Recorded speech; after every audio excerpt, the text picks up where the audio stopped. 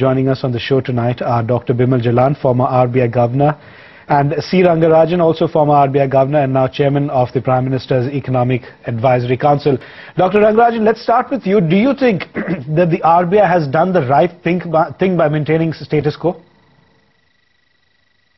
I think the Reserve Bank has taken a very cautious stand. The WPI and the retail price index have shown some contradictory trends. I believe that the Reserve Bank of India wants to initiate a process of monetary easing, and perhaps they feel that the better time to start it will be by the end of January. This, I think, has been made somewhat clear in the policy statement as well. Therefore, we can expect to see the process of monetary easing beginning to happen from January. And also, Dr. Rangarajan, at a time when the mood has changed and the government has also initiated some policy reforms, is it right for the RBI to be so conservative in its approach? I think that, as I said, they have taken a cautious stand.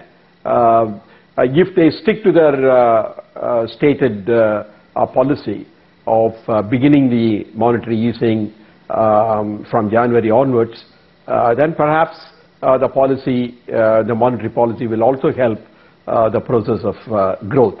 It's a matter of judgment exactly as to when to start it.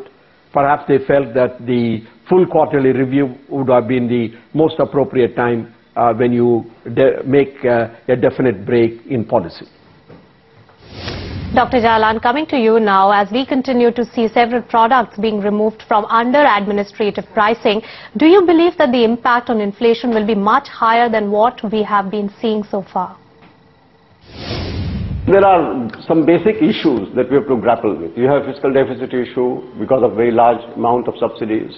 Then you have administered prices which you want to keep low for the poor, for the BPL, and so on and so forth. So you are trying to reconcile very different objectives, and somewhere I believe that we are getting towards a better path just now, because inflation is lower, growth estimates are higher, and you are seeing that there is a current account of optimism also. So by and large, I think that these different things, different issues that you've been discussing for the last some time, as to where inflation will go, where growth will go, where balance of payments will go. I mean, there are positive signals all around, and so I'm by and large quite comfortable with it. And if the policy improvements continue to happen, reform side in terms of investment and so on, then we should see a much better future with lower inflation. Also, Dr. Jalan, on the current account deficit front, how alarming is this situation in your view? No, I believe that we are in better shape just now. Partly because oil prices, they have dipped, and as I can see that you have a current account deficit which can be financed. Even if the capital flows are not as high as they used to be, they are sufficient to finance it, and we have enough reserves to take care of it. At the moment, therefore, there are different signals. If you look at CAD, there is something, fiscal deficit, there is something. If you look at inflation, there is something. But at the moment, the priority for our country is really investment and growth. And I think if we push those by taking policy measures there, and we have initiated those, some of these measures, then certainly India would achieve what we all wanted to achieve, which is a rate of growth of at least 7 to 8% over the next year or two. Dr. Jalan's sentiment on the ground has improved after a number of reforms by the government in the last few months. But what, to your mind, will it take to get the private investment cycle kick-started?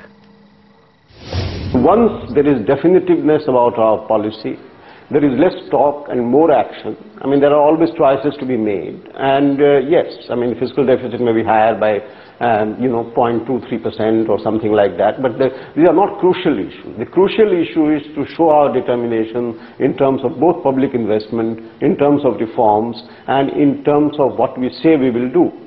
I can't see any fundamental problem in Indian economy which can't be handled just now. So I hope that we will see in the next 2-3 months more measures. The next budget is coming, and I am very hopeful that it will show us the path to a much higher growth and much higher investment levels, with current account deficits and capital account balances being at a reasonable level. And that would give the confidence. I mean, I see, as you have heard on your talk just now with your other correspondents, is that there is an improvement in sentiment, and things have improved over the last 3 months. And so let's be cheerful and optimistic. Now, Dr. Rangarajan, the economic review said that the structural problems in the Indian economy have bottomed out. Do you think that it is a rather optimistic stance, especially given that the CPI and WPI inflation numbers continue to rule at high levels? Now, the inflation is remaining somewhat at high levels because of two factors. One is, of course, that food inflation doesn't seem to be coming down as fast as one had expected. And as I mentioned earlier, the cereal prices have shown, in fact, a rise.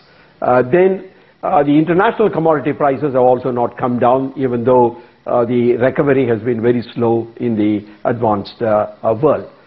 Therefore, all these factors are impinging on what is happening to the domestic prices also. Also, you will see that in the recent period, we had to adjust some of the administered prices, so the diesel prices have to be raised, and each had its own effect upon upon inflation, even though it is the right policy to follow. Therefore, several factors have combined together in order to push up the inflation and keep it at this level. But there is a tendency for it to fall. I think the pricing power in the manufacturing sector is coming down, and that is what is reflected in the decline in the non-food manufacturing inflation. So, Dr. Jalan, do you think that these reform measures by the government will make it easier for the RBI to cut rates in January, or do you think the recent CPI numbers will make them hesitate? At the moment, a lot of expectation has been roused about interest rate cuts, and there is no reason why we can't follow it up in December or January or whenever the next policy announcement is, to give a boost to that sentiment. Just think. 0.25 basis point or 0.5 basis point, how does it matter in actual reality? What matters is that it gives confidence, it signals that we are moving, and that investment should rise, and that is our highest priority just now. So I hope all this would happen in the next round. And lastly, Dr. Rangarajan, a quick word from you. When do you believe real growth is going to come back? Well, it will take some time. But I certainly expect the second half of the current fiscal to be better than the first half. Manufacturing will pick up. Probably we will get for the year as a whole a growth rate in manufacturing which is close to 3%. All this will give us a growth rate for the current year anywhere between 5.5 and 6%. Perhaps it will settle down somewhere around 5.8%. But the full impact of the reversal in the sentiment, the full impact of the revival of investment can be seen only in the next fiscal. Therefore, going ahead, next fiscal, one should find the growth rate to pick up. All right, gentlemen, leave it at that. Dr. Jalan and Dr. Rangarajan, thanks so much for joining in with your views.